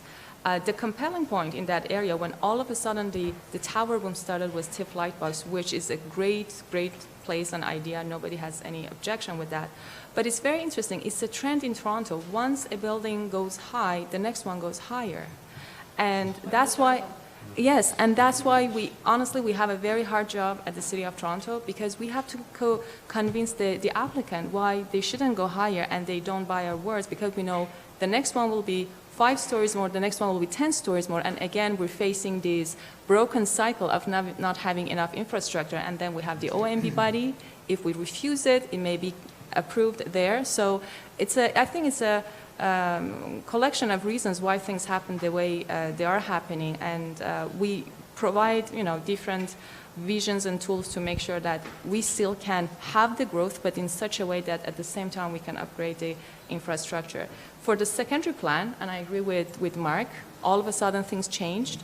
Now we're updating the secondary plan for King Spadina because of what has happened there. And at the same time, we're looking at the Heritage Conservation District study, because there's a very rich heritage fabric there. So even though it was conceived in the 90s and it worked to some point, after some point we realized, oh my God, things are getting out of control, so we have to update it, and we need to provide more policies. Thank you. I think we should give the audience a chance to ask questions. I think Christos was the first to raise his hand. I'm going to play the devil's advocate for a minute and also fill a kind of very unpopular position. But so I heard Jan Gehl mention a lot, and I'm a kind of self-proclaimed critic of Jan Gehl. He makes my hair stand up, my back hair. And it's partly because I grew up in Western Europe and all these cute towns that he was also part of. And also, bicycled quite a bit. When you add all my bicycle trips, I probably circled the globe 10 times or something. So I'm happy that stage of my life is over. So when we're looking at, around my 20s, I came to North America and was sort of incredibly impressed with the sort of North American urban experiment, right? There was nothing as grand and as visionary as what the North American city had to offer that you could find in Europe. So I immediately decided to stay because I couldn't really face the cute European city anymore.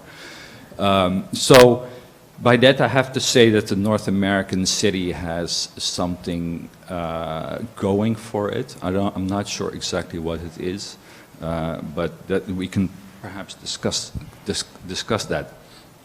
And then Richard Florida, of course, is also mentioned. So these days we want to talk a lot about the knowledge economy and the creative industry and the amount of hairdressers that we can find in a city street. And that is also, of course, very important. And what we see in this type of urban development is that mobility plays a huge role, right? You see that like the technopoles of the cities, the innovative industries, they kind of want to be located in between the airport, sort of in a triangle between an airport and highway exit, the local university and the central business district. That's where they want to be because it's literally the most accessible area in the city. So, but there are multiple forces in the city. One force is that, we have to sort of get the automobile out of the city. So you see delivery vehicles with like flower bouquets of parking tickets on them, like the Toronto Parking Authority, just tickets, like these delivery vehicles that are sort of executing our global economy. We're like sort of reducing lane width, so we have more pedestrians. You go to the waterfront in an automobile, forget it. You just take the same car and leave because there's no way to get out. So we try to sort of, go after these sort of popular and regimes. In a decade or so, we'll probably have self-driving, emissionless vehicles. And by the time those vehicles are on the streets, our cities are pedestrian and, you can bike around. So I'm sort of in the middle, I'm worried. First of all, I'm worried about sort of Jan Gehl's influences on the North American city because I think it takes away the qualities that it has, which I still don't know what they exactly are. They might deal with scale and mobility and innovation and the fact that Beyoncé is not going to take her bicycle to her favorite French bistro, nor is my grandmother. So it might have to do with something like that, but also sort of this double sort of force that I see in the emergence of the North American city. And one is sort of, let's resist the automobile and let's solve an issue that the automobile maker should solve, but let's just take that on in our urbanism. And second, the sort of celebration of creativity and the network economy and global goods distribution, and at the same time kind of making our infrastructure, actually reducing our infrastructure and reducing the mobility in cities. Sorry. I thought it was kind of like a poem, actually. It was nice. Sorry, I liked it. Yeah. I know. Sorry. Are you concerned about, providing more infrastructure for pedestrians, and is that? No, there's a notion that it says like, okay, we can't make the core denser, and you shouldn't build taller, and we should go to mid-rise, and we should go to less density because, you know, the infrastructure is not up to par. Instead of saying like, okay, let's build the density. I mean, ultimately, density and height is sustainable. I think what we see in Manhattan is that density is more sustainable than low density. Otherwise, But what you also see in Manhattan is a massive young Gale master plan of moving people through public spaces. Yeah. Exactly. So, that's also so I don't think we say. end of the I don't- Manhattan experiment is the. I don't think there's any problem with density and height. As I said, we're studying vertical communities for families. So, and I believe in places like downtown where we do not have enough land, we really have to stack different uses and get creative. So there's no issue with that. But I don't think, I believe at the same time, as I previously said, we have to upgrade infrastructure. And the truth is, the more infrastructure you provide for pedestrians, more pedestrians will use them and less cars will. And I think and again, it ties back to the kind of mixed-use areas we're talking about. If you live close to your workplace and your child goes to the same school, the same neighborhood, then you don't really need a car. A good example of Young Gale project is Times Square. Like if you compare the previous condition with now, I mean, if I hadn't seen it today, I would think that the project would create a traffic chaos, which it doesn't. But it has become this really vibrant urban plaza where people walk and stand and socialize, and cars find their way around. So I think it's about a give and take. The other important piece on the density is, again, other forms of infrastructure like transit. If we have a very good transit, how many people will use their cars? If we have a subway system. Exactly. Yeah. But it's a, I think what you like, and I always disagree with you. So I think that I'm just a devil's advocate. I know. But anyway, Fine to the thing disagree. is that I think that what you like about North American cities is the diversity. Is the fact that you do have the project like Richards, where you have a couple of cute, very nice little 19th century two-story, retail grade, and then you have like something that's 8 stories that's like got like big elbows, and it's kind of like it's in the street line. It's kind of being nice, but it's also saying, "Hello, look at me," right? And I think that you like that kind of. I think you guys are actually more on the opposite sides. You want to plan cities, we know where the park is going to be, and so when the developer comes along and says, "I'm going to now develop my own land because it's not in city ownership," the city can say, "Great, because we've got the park plan for right in the middle of your site." And I think you like actually having the kind of horse trading that happens in Toronto. Toronto, that's what King Street West and East is all about horse trading. absolutely. Right, and some people are better traders than others, and so they get a couple more stories, or they didn't get the setback, or whatever. But you sort of follow on the other guy, and they're all the developers are just poker players, right? And I think that does make it really kind of exciting, and at the same time completely unpredictable. And then we have to deal with that unpredictability at the public realm. So I don't think we should take cars out. I absolutely agree with you. My mother has to be dropped off in front of the restaurant. So it's about more horse trading on the street. I'm not interested in people getting hit while trying to enjoy that pedestrian realm.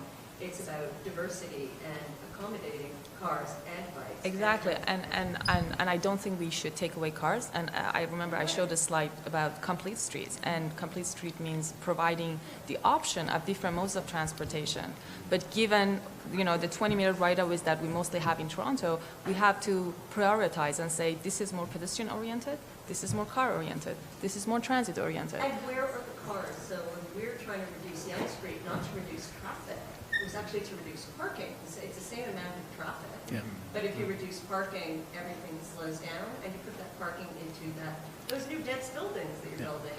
But we're talking about very, very complex phenomena, and they're difficult to encapsulate with a kind of simple master plan. And I think that's the challenge we have, is to try and figure out, can we plan for what we can plan for, and can we figure out how to negotiate the rest of it? And I think that's again, this is what my talk is about, but I think that's the thing that we haven't really figured out how to do very well, except for the fact that we've been doing it. You know, we haven't figured out a way to understand it, and which I think is one of the really interesting things about what TOcore is doing, because it's giving us a lot of information about what's happening. And I think that my only concern is that there's an assumption that somehow we can plan our way into a different way of doing things in those particular areas. And I actually don't think that's possible, and I don't even think it's a good idea. And I think that we have to invent a new way of engaging, and particularly the city needs to invent a new way of engaging in that horse trading activity. Because if there's a weak player in the negotiation, it's the city itself, because I believe, because it's actually doing something else rather than participating in the horse trading. Can we, one of you just clarify for the students here, because we're talking, we have a general understanding of the rules and the dynamic and what how the poker game is played, but I'm not sure the students have. Maybe I could do it. Take a stab, sure. In this conversation, the OMB has only come up once as part of this conversation, right? And it's a massive issue that kind of power that rides. So I will provide it probably from perspective. I will give it to you from the perspective of which most of you will eventually end up on that side if you're in this business. In response to Mark's Donald Rumsfeld, known knowns, known unknowns, unknown knowns, and unknown unknowns.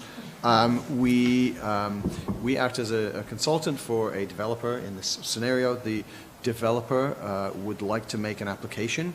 In a normal city, the zoning would be prepared and would be appropriate. The zoning, I don't know how old it is, like 50 years out of date or something. There's a zoning which says you can build to 3 stories. There's a set of guidelines which say you should build to 6 stories, and then as a developer you want to maximize that, so you apply. Anybody is eligible to make an application at any time. You apply for 8 stories. So that's how the horse trading begins. You then go into a spin cycle with the city where what should take 5 months takes 2, maybe 3 years. Every time you make an application, you satisfy some comments which have been given, you reapply, and then you get a whole set of other comments. Your developer goes insane. You want to slit your wrists because you've lost so much money. And then you say, you know what, this is like dragging on. I would like to be the good guy here. I would like to go in accordance with your guidelines, but instead I'm going to apply to a body which is the Ontario Municipal Board. The Ontario Municipal Board takes what should be a planning and a design argument and turns it into a legal argument, and you then our client spends an enormous amount of money. This is from the consultant perspective, No. so I'm also a consultant. I'm going to disagree with you on one thing. Hold on. We haven't spent the $100,000 at the OMB. So you spend the $100,000 at the OMB, and the OMB, assuming that you have the support of either the councillor or the planning department, who may support it even though they can't actually get your comments back to you and approve your site plan, then you would likely be approved for whatever it is. So it's usually, at this point, it's taken about 2 years for a tiny little building, which you really should have just gone through the Committee of Adjustment and got a minor variance of, to put your building in accordance with what the city says they want. But knowing that that's not going to happen, you then go for something bigger to cover the costs of all of the additional work. Right. No, and I think that is a snapshot of what happens. But I think the one thing that we have to recognize is, number one, the OMB is not a legal proceeding. It's a piece of the planning process that's part of the Ontario Planning Act. And it's been around for a long time, and it's only recently gotten into a much more kind of confrontational mode. It used to be the case that every zoning bylaw that the city passed itself had to be approved by the Ontario Municipal Board. So this is not a new thing. So that's one thing. The other thing is that we have to remember is that the way that planning legislation is set up that governs development or enables development in Ontario is that there's no part of the plan that cannot be amended by someone, anyone. So we have, we do not have the ability to make fixed plans that have no chance of being amended. So this is and it's very unique to Ontario, and it's one of the things that drives everybody crazy, like your developer model, and it drives the planning department crazy because they don't have authority to tell you exactly what to do because there's another authority. And so that's like if you were going to sit down and invent a way to plan a city, you would never do it this way, right? And the problem is once you have a system like this, it's very difficult to undo. And so this is the thing, this is another degree of complexity that operates right now in all of our, happens here too. I mean, we're not bumping up against it in Cambridge very often because the pressures are not there to go beyond what the plans as they exist are, right? So this is the thing that I think that we have to really engage in, and I think from my perspective, and I can tell you, I've participated in at least 60 of these OMB hearings, so I spend a lot of my time there. I actually think that again, notwithstanding the fact I say we'd never invent this kind of system, the fact is the system actually works fairly well when you finally get there because it's the only place where all of the various policies get laid out and get debated. If I could just, I just want to respond to that though a little bit because firstly I missed out one essential piece is that because the zoning bylaw isn't in accordance with what the city's guidelines request, you are required to make a zoning bylaw amendment, which could, if you have a 4-story building, the city says we want 6 stories, the planning department could elect to make that a minor variance, but they choose not to because they're afraid of a lack of public policy. So they send, but they don't do it. I've done like 20 of them. Every time they say no, you want a rezoning application. Well, it's not just about the height; it's about how you articulate the building as well. So minor variance has a different, kind of. They have a list of, I personally don't determine whether to get 6 stories in a mid-rise building, every single municipal planner will require you to do a rezoning application. Well, I'd rather talk about the OMB. That's what the guidelines say. Yes, sorry, I just want to make a comment about OMB because we heard from private consultants. Now, I personally came from private consulting firm and I've been at the city for 3 years. I think it's a great combination because I share both perspectives and I find myself a great negotiator at the table because I can understand where Richard is coming from and where Mark is coming from and I can understand now, what is city's situation. So what Richard shared is pretty much the perspective of a private consultant that deals with a developer and has a client. And what I'm experiencing now at the city, and I understand the pro forma has to work, the city has to approve it. But the thing is, I as a public servant have to make a decision. I mean, I'm not the only person. I'm one of the people who provides comments. That is in public interest. For instance, if Richard comes forward with a tall building on a property and provides 0 setback, no separation distance from the adjacent property. For instance, I'm just saying, Richard, Joe. If Joe comes forward with that, it's my job to say, hey, Joe, you can't do that because what if your neighbor comes forward and wants to make a tall building? Joe may object to this and say, you are not creative, you're using the design guidelines, you are narrow-minded and all those things. And I'm saying, hey, I'm just having the due diligence about what will happen if the next developer, which is your neighbor, comes forward with a tall building. Then I will be the person responsible for this because it affects the public realm, it creates bad wind conditions, it takes away the sky view. So if they work with us, they will. If not, they will go to the Ontario Municipal Board.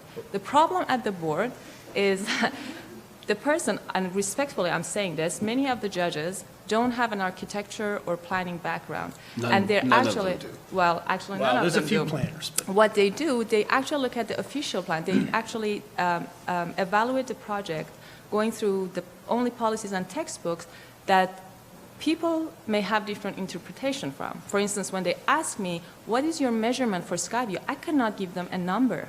I cannot say, this amount of square meters should be visible from the street level. And what will happen, a project gets approved at the board, and if it gets approved at the board, the next person comes forward saying, that one got it, I want to get it. The other issue is in areas like King Spadina, because regeneration happened, all of a sudden the land value was increased and the property tax went up. So it's, again, I can understand where people are coming from. They have to pay their property tax, so they have to intensify. And some of these properties are not good for tall buildings. So I think that besides the people who actually inherited the property, many of these developers, before consulting with the city, purchase a property which is not good for high density, and they come to the city, they want their high density, and we say, your property cannot accommodate a tower, then they proceed to the board, and it becomes a broken cycle again. So many of the buildings you see in King Spadina, not all of them, they've been approved at the OMB. Right, but what I'm saying is, in a mid-rise context, you've issued a set of guidelines which say this building can accommodate, this site can accommodate a building under these specific conditions. And if I then make an application for that building under those specific conditions, I'm required to go through a zoning bylaw amendment rather than a minor variance, that's partly which will because- take 2 years. Yeah. And so after 5 months, when I'm legally allowed to go to the OMB, because they take so long to review it, and the traffic guys want you to do I all know. kinds of craziness, then you just say, you know what, this is a waste Well, of time. honestly, I don't know what will be the exact criteria for going to Committee of Adjustment or going through rezoning process, but what I know is that my job, especially, I think, as I said, I came from private sector, I think my job is to create that balance between public interest and private sector interest. So, but I think it's everybody's civil responsibility to think about the city. It's not just my job. It's the landowner's job. It's the citizen's job. Everybody should have that sense of responsibility to make sure that they're building a good city. And unfortunately, in many cases, I see that many people don't care. They just care about their pro forma, they care about their density, and they care about their project. I just want to, before we continue, I think somebody. and there are questions from the audience, Right. from the students. Yeah, let's talk to some students. That'd be good. And I should say, it's really great that we have people like Nasim in the urban design department, because I think she does really bring a really important perspective. And, you know, while we may disagree about certain things, she's somebody you can talk to. So that's good. No, that's true. Is this, yeah, is it working? Maybe I can bring up a less contentious issue and you guys can all have fun agreeing on something. But I'm glad that Christos, no, well, wait till I ask my question. I'm glad that Christos started the way he did because, so in this studio, we're all thinking about the trajectory of Toronto's growth and what kind of place it might be like in 20 years or whatever to live in. And in our personal lives, we're also thinking about, in the next few years, where we're going to live. We're going to spend some time working in other cities in the world, and then trying to find a plan for what work we want to do and where we want to live in the next 10, 15, 20 years of our lives. So what I wanted to ask of you all is, because many of you have either grown up or have lived in other cities in other parts of the world, but you've all chosen to come and spend several years of your lives in Toronto. And so what I would ask you is, you know, why did you make that decision to come here, and what more importantly, what keeps you here in this city, as you know, through the eyes of both planners and architects, but also just as people who want to be happy. Do you want to start? No, you go first. Okay, I go first. So I came here as a student. Before I choose Toronto, the year before, I visited Toronto, and what I really liked about it was the downtown.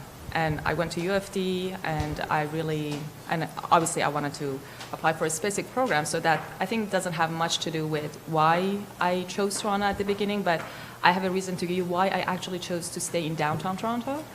Again, I live in downtown. I walk 15 minutes to my office. 15 minutes, I come back to my office. I always have a choice, whether I'm alone or with friends. I can go and watch a movie in the movie theater. I can go to grocery in walking distance. I can use transit. I don't have a car, which is a great relief. I have so many different reasons for it. I like the urban life. You know, if I come back, and as a woman, we're more conscious about safety.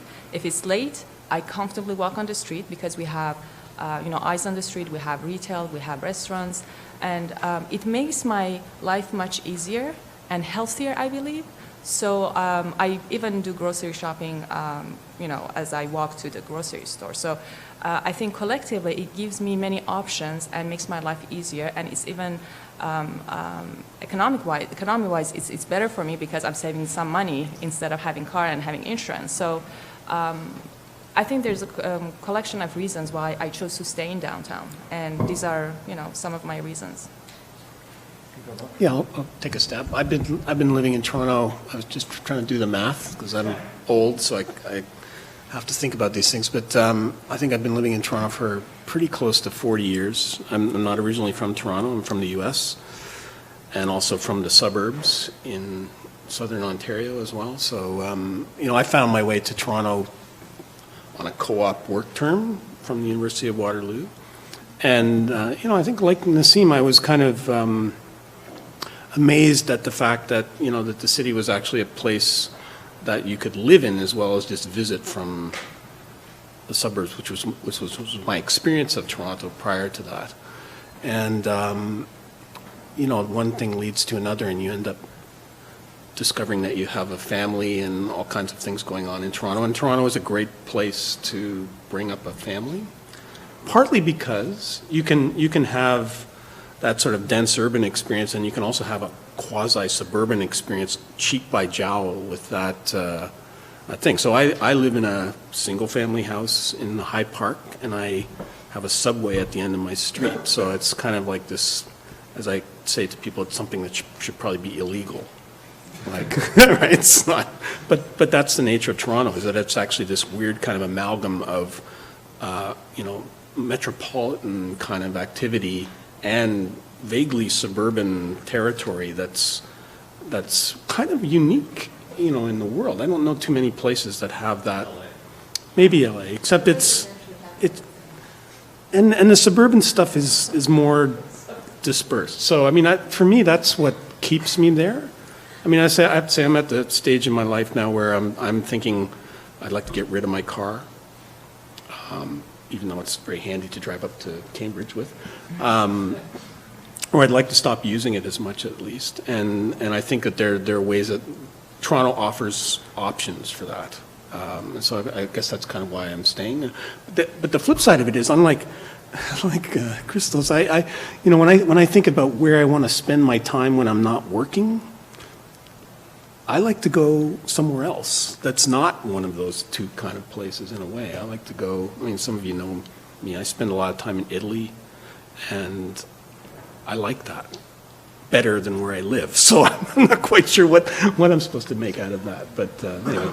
Actually, sorry, I just remembered another good reason why I actually chose Toronto besides downtown. It's, as Mark was speaking, it's a multicultural space. Yeah, absolutely. And I absolutely, I consciously picked Toronto back then when I was applying for school because I wanted to be located in an environment that is multicultural. So as an immigrant, I felt like I could get integrated into the society very fast and that I would be accepted here. So I think, as a result, I think there's equity, social justice, all those things that are important reasons for me to stay in Toronto and be a part of it. As I alluded to, I moved around quite a bit. I was born in southern England. I moved here in high school. I went to high school in Oakville, which was horrible. And then I went to Waterloo, which I enjoyed for the first few years. And then I wanted to be in a big city, and I've always felt like I want to be in a big city. There's a number of reasons why you choose where you end up. Economical reasons, social reasons. What I would strongly advocate to any of you who have the appetite for it is to travel while you can. You'll be surprised at how quickly the shackles of other things which you become interested in close on. I managed to hold it off till in my mid-30s, but we did the Rome study abroad, which is, I would say, one of the very defining experiences in my life, which I enjoyed very much, and I have immense gratitude to the university for continuing that program. I then decided, wow, this is great, I need to go more places. So I went to Prague. I didn't know anybody, I didn't speak the language. I'd only been there once for a couple of days, and somehow, there's that kind of good hard work and luck kind of thing. The harder I work, the luckier I am. You have to seize the opportunities, take them, move around, see what's there, see what's happening. There's so many exciting things happening all around the world in lots of places, places that you wouldn't believe. I don't know, some of you I'm sure have been to places like Shanghai, but everybody I talk to has no idea what's happening in Shanghai. They think it's a third world country. You go there, it's a proper 21st century city. All the things that we look for here, in built form anyway, in transit, is happening there. 430 kilometer an hour trains, 600 meter tall buildings, all of that stuff, but I don't want to live there. One defining reason, air quality index, is why you want to live in Toronto. Yep. I was in Shanghai and it was 400 and something. I was in Delhi and it was 800.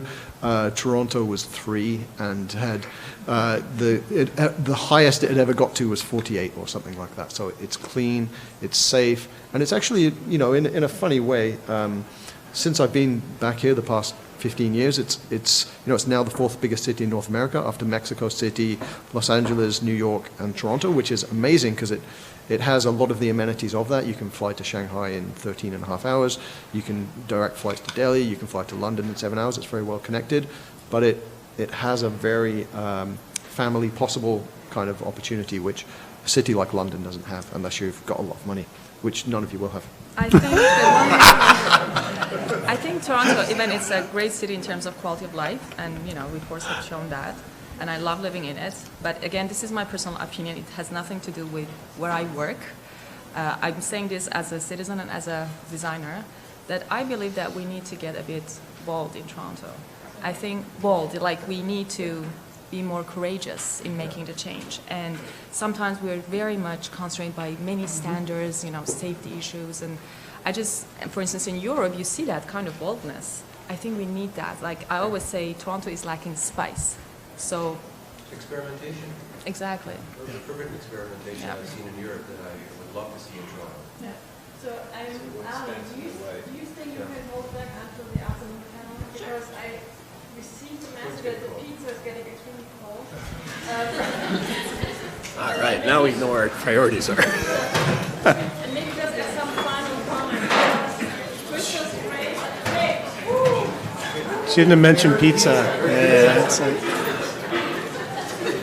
So maybe to combine once more Nasim and Crystal's provocative pro-density, pro-infrastructure, and always a comparison between New York and Toronto. I mean, everyone loves New York. They've probably no doubt, and we love it exactly because of these quite attributes.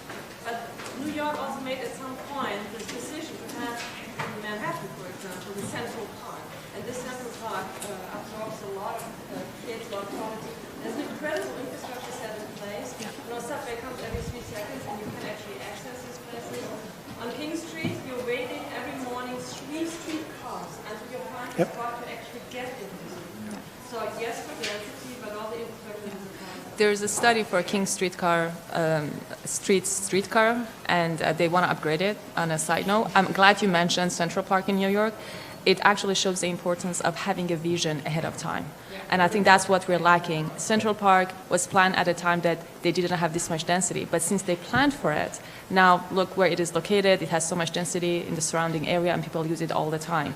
So having a vision is one of the main and the first principles that we should have. So the big question is, how do we get something like that retroactively? We do have well, we have High Park. We have High Park, we have huge ravines. But we don't have them where the intensification is taking place. And I think that's the huge amount of New York that's from the question. Bottom to, okay. Good.